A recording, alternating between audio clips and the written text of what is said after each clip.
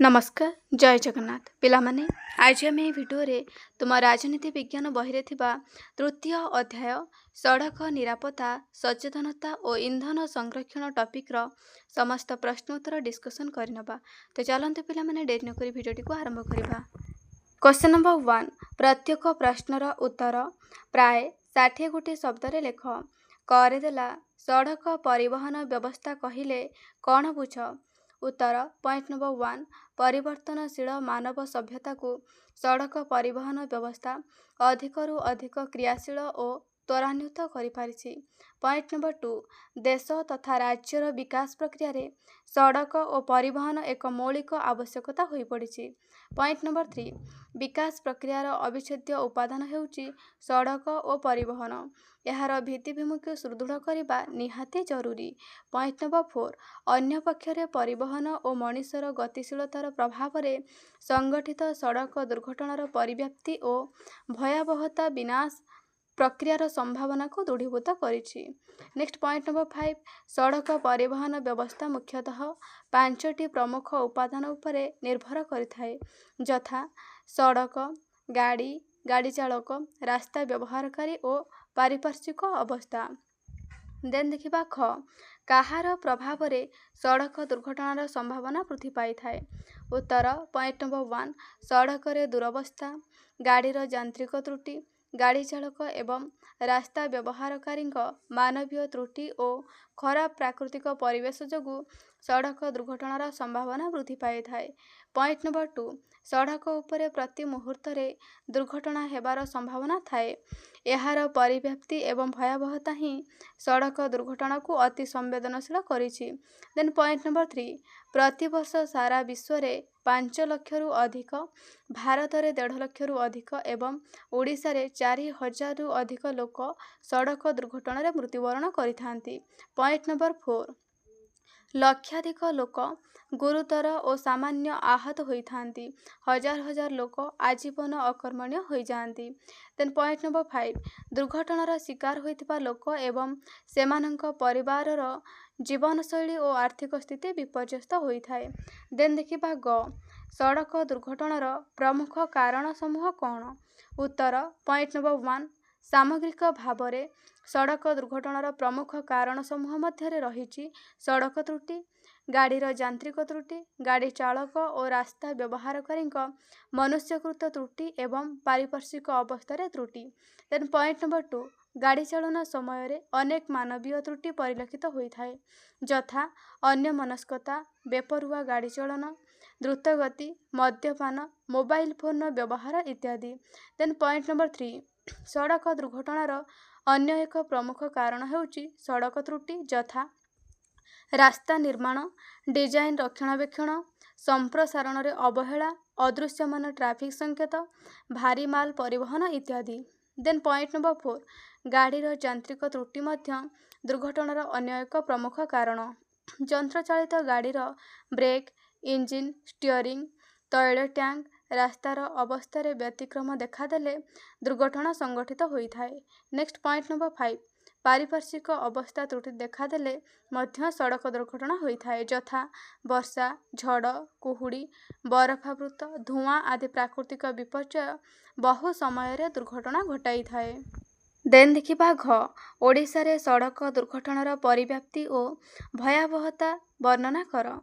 उत्तर point number 1 Odisha रे वार्षिक प्राय 10,000 रु अधिक सड़क दुर्घटना रे 4,000 रु अधिक मृत और 10,000 रु अधिक आहत हेउछंती।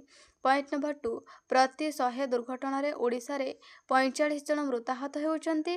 केवल राजपथ मानकरे 40 रु अधिक प्रतिशत दुर्घटना घटुची। पॉइंट नंबर 3 समस्त जानवाहन संख्यार 80% 2 चकिया गाड़ी जहाँकि प्रायतः युवगोष्ठी चलाई थांती। पॉइंट नंबर 4 विशेषकर 2 चकिया गाड़ी एकमात्र जान जहार बाह्य सुरक्षा न थाए।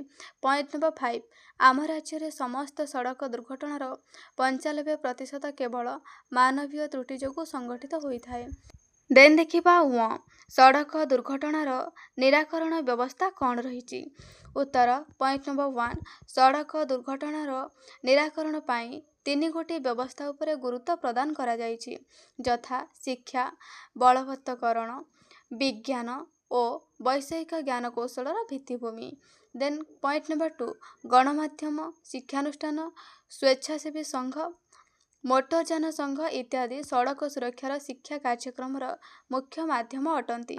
ପଏଣ୍ଟ ନମ୍ବର 3 ସଡ଼କ ଶୃଙ୍ଖଳା, ଆଚରଣ ଏବଂ ଦୁର୍ଘଟଣା ହ୍ରାସ ନିମନ୍ତେ ବଳବତ୍ତକରଣ ଅତି ଉପଯୋଗୀ ସରକାରୀ ମାଧ୍ୟମ ଅଟେ।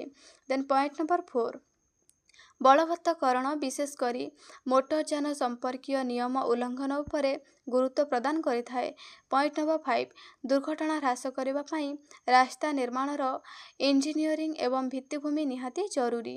ସଡ଼କଗୁଡ଼ିକ ବୈଜ୍ଞାନିକ ଓ ଇଞ୍ଜିନିୟରିଂ ପ୍ରଣାଳୀରେ ନିର୍ମାଣ ହେବା ଆବଶ୍ୟକ, ଯାହାଫଳରେ ଦୁର୍ଘଟଣା ହ୍ରାସ ପାଇବ। ଦେନ୍ ଦେଖିବା କ୍ୱେଶ୍ଚନ ନମ୍ବର 2 ପ୍ରତ୍ୟେକ ପ୍ରଶ୍ନର ଉତ୍ତର ପ୍ରାୟ 20 ଗୋଟି ଶବ୍ଦରେ ଲେଖ। କରିଦେଲା ମୋଟରଯାନ ଆଇନ କ'ଣ? ଉତ୍ତର ପଏଣ୍ଟ ନମ୍ବର 1 ସଡ଼କ ପରିବହନ ବ୍ୟବସ୍ଥା, ସଡ଼କ ନିରାପତ୍ତା ପ୍ରକ୍ରିୟାରେ ଉନ୍ନତି, ସଡ଼କ ଦୁର୍ଘଟଣା ହ୍ରାସ କରିବା ପାଇଁ କେନ୍ଦ୍ର ସରକାର କିଛି ଆଇନ ପ୍ରଣୟନ କରିଛନ୍ତି, ତାହାକୁ ମୋଟରଯାନ ଆଇନ କୁହାଯାଏ। ପଏଣ୍ଟ ନମ୍ବର 2 ଏଥିରେ ନିୟମିତ ଟ୍ରାଫିକ୍ ନିୟମ ଉଲ୍ଲଂଘନକାରୀମାନଙ୍କୁ କଠୋର ଦଣ୍ଡ ପ୍ରଦାନର ବ୍ୟବସ୍ଥା କରାଯାଇଛି। 2019 ମସିହାରେ ଏହି ମୋଟରଯାନ ଆଇନକୁ ସଂଶୋଧନ ମଧ୍ୟ କରାଯାଇଛି। ଦେନ୍ ଖରେ ପ୍ରଶ୍ନ ଦେଲା ସଂଶୋଧିତ ମୋଟରଯାନ ଆକ୍ଟର ମୁଖ୍ୟ ଆଭିମୁଖ୍ୟ କ'ଣ? ଉତ୍ତର ପଏଣ୍ଟ ନମ୍ବର 1 ସଂଶୋଧିତ ମୋଟରଯାନ ଆକ୍ଟ 2019ରେ ମୁଖ୍ୟତଃ କ୍ଷତିପୂରଣ ଏବଂ ଜୋରିମାନାକୁ ଅଧିକ ଗୁରୁତ୍ୱ ଦିଆଯାଇଛି। ପଏଣ୍ଟ ନମ୍ବର 2 ଓଡ଼ିଶା ରାଜ୍ୟ ସରକାରଙ୍କ ସୋଲାସିୟମ ଫଣ୍ଡ ସ୍କିମ୍ ତରଫରୁ ହିଟ୍ ଏବଂ ରନ୍ ମୋଟରଯାନ ଦୁର୍ଘଟଣାରେ ପ୍ରାଣ ହରାଇଥିବା ବ୍ୟକ୍ତିଙ୍କ ପରିବାରଙ୍କୁ 2 ଲକ୍ଷ ଟଙ୍କା ଏବଂ ଗୁରୁତର ଆହତ ବ୍ୟକ୍ତିଙ୍କୁ 50,000 ଟଙ୍କା ସହାୟତା ଦେବାର ବ୍ୟବସ୍ଥା ହୋଇଛି। ଦେନ୍ ଗରେ ପ୍ରଶ୍ନ ଦେଲା ଇନ୍ଧନ ସଂରକ୍ଷଣ କାହିଁକି ଆବଶ୍ୟକ? ଉତ୍ତର ପଏଣ୍ଟ ନମ୍ବର 1 ସଡ଼କ ପରିବହନ ବ୍ୟବସ୍ଥାରେ ପେଟ୍ରୋଲ, ଡିଜେଲ ଭଳି ଇନ୍ଧନ ସଂରକ୍ଷଣର ଗୁରୁତ୍ୱପୂର୍ଣ୍ଣ ଭୂମିକା ରହିଛି। ପଏଣ୍ଟ ନମ୍ବର 2 କ୍ରମବର୍ଦ୍ଧିଷ୍ଣୁ ଯାନବାହନ ସଂଖ୍ୟା ସହ ପେଟ୍ରୋଲ, ଡିଜେଲ ଭଳି ଇନ୍ଧନର ବହୁଳ ଅପବ୍ୟବହାର ବୃଦ୍ଧି ପାଇଛି। ତେଣୁ ଇନ୍ଧନ ସଂରକ୍ଷଣ ଯୋଜନା ମାଧ୍ୟମରେ ଇନ୍ଧନର ବହୁଳ ଅପବ୍ୟବହାରକୁ ନିୟନ୍ତ୍ରଣ କରାଯାଇପାରିବ। ନେକ୍ସଟ କ୍ୱେଶ୍ଚନ ରହିଲା ଘ ଓଡ଼ିଶା ସରକାରଙ୍କ ସମରିଟାର୍ନ ନୀତି ସମ୍ବନ୍ଧରେ ଉଲ୍ଲେଖ କର। ଉତ୍ତର ପଏଣ୍ଟ ନମ୍ବର 1 ଦୁର୍ଘଟଣାଗ୍ରସ୍ତ ଆହତଙ୍କୁ ତୁରନ୍ତ ମେଡିକାଲ ଚିକିତ୍ସା ପ୍ରଦାନ କରି ଜୀବନ ବଞ୍ଚାଇବା ଓଡ଼ିଶା ସରକାରଙ୍କ ଦ୍ୱାରା ପ୍ରଚଳିତ ଗୁଡ୍ ସମରିଟାର୍ନ ନୀତିର ମୁଖ୍ୟ ଆଭିମୁଖ୍ୟ। ଦେନ୍ ପଏଣ୍ଟ ନମ୍ବର 2 ସୁପ୍ରିମକୋର୍ଟର 2014 ନିର୍ଦ୍ଦେଶ କ୍ରମେ ଓଡ଼ିଶା ସରକାର ଉକ୍ତ ନୀତି ପ୍ରଣୟନ କରିଛନ୍ତି। ଏହି ନୀତିରେ ଜଣେ ବ୍ୟକ୍ତି ଅନ୍ୟର ଜୀବନ ବଞ୍ଚାଇବାକୁ ଯାଇ ଦୁର୍ଘଟଣାଗ୍ରସ୍ତ ବ୍ୟକ୍ତିଙ୍କୁ ହସ୍ପିଟାଲକୁ ନେଇପାରିବ। ଓକେ ନେକ୍ସଟ କ୍ୱେଶ୍ଚନ ଦେଲା ବ୍ୟକ୍ତିଗତ ଯାନ ଏବଂ ସାର୍ବଜନୀନ ଗାଡ଼ି ମଧ୍ୟରେ ପ୍ରଭେଦ କ'ଣ ରହିଛି? ଉତ୍ତର ପଏଣ୍ଟ ନମ୍ବର 1 ଆମ ରାଜ୍ୟର ସମସ୍ତ ଗାଡ଼ି ସଂଖ୍ୟାର 2/3 ଅଧିକ ସ୍କୁଟର ଏବଂ ମୋଟର ସାଇକେଲ ଭଳି ବ୍ୟକ୍ତିଗତ ଗାଡ଼ି ଚଳାଚଳ କରିଥାଏ। ପଏଣ୍ଟ ନମ୍ବର 2 ସାର୍ବଜନୀନ ଗାଡ଼ି କହିଲେ ଆମେ ବସ୍, ଟ୍ୟାକ୍ସି, ଅଟୋ ଆଦିକୁ ବୁଝିଥାଉ। ଜନସାଧାରଣ ସେମାନଙ୍କର ବ୍ୟକ୍ତିଗତ ଯାନ ବ୍ୟବହାର ନ କରି ସାର୍ବଜନୀନ ଗାଡ଼ି ଦୈନନ୍ଦିନ ବ୍ୟବହାର କରିବା ଆବଶ୍ୟକ, ଯାହାଫଳରେ ଇନ୍ଧନ କିଛି ପରିମାଣରେ ସଂରକ୍ଷିତ ହୋଇପାରିବ। ଦେନ୍ ଦେଖିବା କ୍ୱେଶ୍ଚନ ନମ୍ବର 3 ପ୍ରତ୍ୟେକ ପ୍ରଶ୍ନର ଉତ୍ତର ଗୋଟିଏ ବାକ୍ୟରେ ଲେଖ। କରିଦେଲା ରାସ୍ତା ପାର ହେଲା ବେଳେ କି ସତର୍କତା ଅବଲମ୍ବନ କରିବା? ତ ଉତ୍ତର ଲେଖିବା ରାସ୍ତା ପାର ହେବା ପୂର୍ବରୁ ପ୍ରଥମେ ବାମକୁ, ତାପରେ ଡାହାଣକୁ, ପୁନର୍ବାର ବାମକୁ ଚାହିଁକି ରାସ୍ତା ପାର ହେବା ଆବଶ୍ୟକ। ଦେନ୍ ଖରେ ପ୍ରଶ୍ନ ଦଉଛି ଟ୍ରାଫିକ୍ ଚିହ୍ନର ପ୍ରମୁଖ ପ୍ରକାରଭେଦ କ'ଣ ରହିଛି? ଉତ୍ତର ଟ୍ରାଫିକ୍ ଚିହ୍ନ ସାଧାରଣତଃ 3 ପ୍ରକାରର ଅଟେ, ଯଥା ନିହାତି ଜରୁରୀ ଚିହ୍ନ, ସତର୍କତା ଚିହ୍ନ ଓ ସୂଚନା ପ୍ରଦାନକାରୀ ଚିହ୍ନ। ଦେନ୍ ଗରେ ପ୍ରଶ୍ନ ଦେଲା ଗାଡ଼ି ଚାଳକ ପାଖରେ କେଉଁ ସବୁ ପ୍ରମାଣପତ୍ର ରହିବା ବାଧ୍ୟତାମୂଳକ ଅଟେ? ଉତ୍ତର ଗାଡ଼ି ଚାଳକ ପାଖରେ ଡ୍ରାଇଭିଂ ଲାଇସେନ୍ସ, ରେଜିଷ୍ଟ୍ରେସନ, ଗାଡ଼ିର ବୀମା ଓ ପ୍ରଦୂଷଣ ନିୟନ୍ତ୍ରଣ ପ୍ରମାଣପତ୍ର ରହିବା ବାଧ୍ୟତାମୂଳକ ଅଟେ। ଦେନ୍ ଦେଖିବା ଘ ସବୁଜ ପରିବହନ କ'ଣ? ଉତ୍ତର ସବୁଜ ପରିବହନ କହିଲେ ଆମେ ସାଧାରଣତଃ ସାଇକେଲକୁ ବୁଝିଥାଉ, କାରଣ ଏଥିରେ କୌଣସି ଇନ୍ଧନ ବ୍ୟବହାର ହୋଇନଥାଏ। ଦେନ୍ ଉଁରେ ପ୍ରଶ୍ନ ଦେଲା ସମରିଟାର୍ନ ସଂଜ୍ଞା କ'ଣ? ଉତ୍ତର ଦୁର୍ଘଟଣାଗ୍ରସ୍ତ ଆହତଙ୍କୁ ତୁରନ୍ତ ମେଡିକାଲ ଚିକିତ୍ସା ପ୍ରଦାନ କରି ଜୀବନ ବଞ୍ଚାଇବାକୁ ସମରିଟାର୍ନ କୁହାଯାଏ। देन देखिबा क्वेश्चन नंबर 4 प्रत्येक प्रश्न रे दिया जाइथिबा 4 गोटी विकल्प मध्यरु ठीक उत्तरटी बाछि तार क्रमिक नंबर सहित लेख कर देला ड्राइविंग लाइसेंस प्राप्ति निमंते सर्वनिम्न बयस सीमा केते ऑप्शन देला 20 21 18 15 तो एठारे सठिक उत्तर हे जिवो ऑप्शन ट्रिपल आई 18 वर्ष। नेक्स्ट क्वेश्चन देला ख दुई चकिया जानर यात्री क्षमता केते ऑप्शन देला 3 4 1 2 तो एठारे सठिक उत्तर हे जिवो 2। देन गरे प्रश्न दउछि निशाशक्त होई गाड़ी चालना कले केउ प्रकार दंड रहिछि ऑप्शन देला जेल आर्थिक आर्थिक और जेल तो एठारे सठिक उत्तर हे जिवो ऑप्शन ट्रिपल आई आर्थिक और जेल।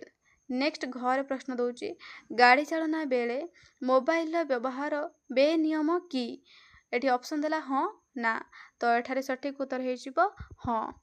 तो पिला माने तमे माने वीडियोटी को लाइक करिके सांग मानक सहित शेयर करनबो आ चैनल ले नुआ थिले चैनल को मध्ये सब्सक्राइब करनबो। तबे पिला माने आरटी एकेडमी रो टेलीग्राम चैनल ले स्टडी मटेरियल्स प्रोवाइड करूछु देन स्टडी इन्फॉर्मेशन मध्ये प्रोवाइड होउची डेली हमरो क्विज मध्ये सेठी दिया होउची तो तमे माने पिला माने सेही टेलीग्राम चैनल ले जॉइन करि जाओ तार लिंक मु डिस्क्रिप्शन बॉक्स रे दे देछि। रहउची पिला माने धन्यवाद।